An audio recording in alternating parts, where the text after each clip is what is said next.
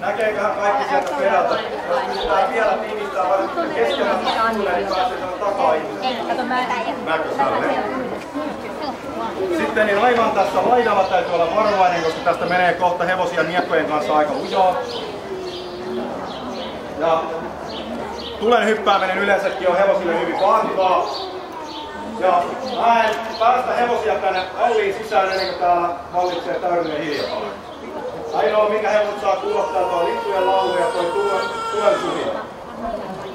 Täytyy olla hiljaa, että hevoset ei häiriä. Tämä on erittäin vaativa tehtävä hevosille.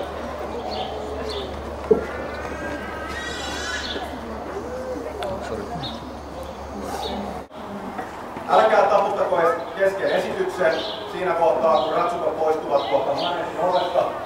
Siinä kohtaa voi taputtaa ja huutaa niin lujaa, että nyt kuulee tuonne ulos asti, jos on hyvin mennyt.